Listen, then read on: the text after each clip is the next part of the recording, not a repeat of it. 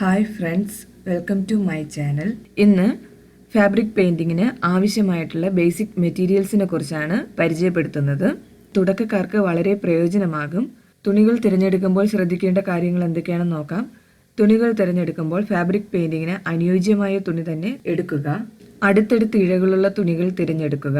ഇഴകൾ അകന്നിട്ടുള്ള തുണികളാണ് തിരഞ്ഞെടുക്കുന്നതെങ്കിൽ paint ചെയ്യുമ്പോൾ ഉദ്ദേശിക്കുന്ന രീതിയിലുള്ള ഡിസൈൻ ഫിനിഷിങ് ലഭിക്കില്ല.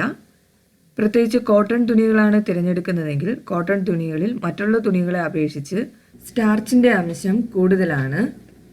അതുകൊണ്ട് തുണിയിലെ സ്റ്റാർച്ച് കണ്ടന്റ് നന്നായി കളഞ്ഞതിന് ശേഷം മാത്രം ഉപയോഗിക്കുക. തുണി കുറഞ്ഞത് 6 മണിക്കൂറെങ്കിലും വെള്ളത്തിലിട്ട് കഴുകി പശ കളഞ്ഞ് അയൺ ചെയ്ത് ഉപയോഗിക്കുക.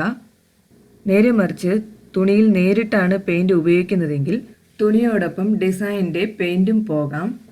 എംബ്രോയ്ഡറി ഹൂപ്പ് ഷോപ്പിൽ വുഡിലുള്ളതും പ്ലാസ്റ്റിക്കിലും ലഭ്യമാണ്.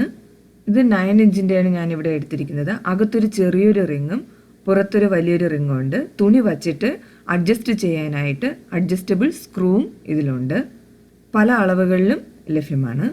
ഇത് അക്രിലിക് പെയിൻ്റ് ആണ്. സാധാരണയായി ഈ acrylic colours polyester, nylon, chiffon എന്നീ തുണികളിൽ ഉപയോഗിക്കാറില്ല. വേഗം സ്പ്രെഡാകും എന്നുള്ളത് കൊണ്ട് തന്നെയാണ് ഇത് ഉപയോഗിക്കാത്തത്. Metallic and pearl colours. മെറ്റാലിക് കളേഴ്സിൽ ഗോൾഡ്, ബ്രോൺസ്, സിൽവർ നിറങ്ങളാണ് കൂടുതലും ഉപയോഗിക്കുന്നത്. പേൾ കളേഴ്സിൽ അക്രിലിക് കളേഴ്സ് പോലെ തന്നെ എല്ലാ കളറും കിട്ടുന്നുണ്ട്.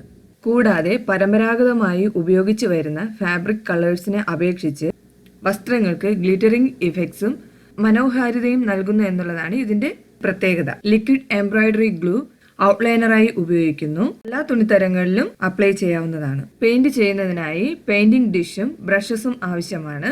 ഡിസൈൻ തുണിയിൽ കോപ്പി ചെയ്യുന്നതിനായി കാർബൺ പേപ്പർ ഉപയോഗിക്കുന്നു. മഞ്ഞയും വെള്ളയും കാർബൺ പേപ്പേഴ്സാണ് തുണികളിൽ ഉപയോഗിക്കുന്നത്. ഡിസൈൻ സ്വന്തമായി വരയ്ക്കാൻ അറിഞ്ഞൂടാത്തവർക്ക് ഡിസൈൻ ബുക്കിൽ നിന്ന് വളരെ ഈസിയായി ട്രേസിംഗ് പേപ്പർ ഉപയോഗിച്ച് ഡിസൈൻ വരയ്ക്കാവുന്നതാണ്. ബ്ലോക്ക് പെയിന്റിങ്ങിന് ഉപയോഗിക്കുന്നതാണ് printed block. Fabric glue and germ stone. തുണിയിൽ പെയിന്റിന് പകരം വസ്തുക്കൾ ഒട്ടിച്ചു ചേർക്കുന്നതിനാണ് ഗ്ലൂ ഉപയോഗിക്കുന്നത്. കുറഞ്ഞ സമയം കൊണ്ട് വളരെ എളുപ്പത്തിൽ ചെയ്യാൻ പറ്റുന്നു എന്നുള്ളതാണ് ഇതിന്റെ പ്രത്യേകത. അപ്പോൾ നെക്സ്റ്റ് വീഡിയോയുമായി വീണ്ടും കാണാം. താങ്ക്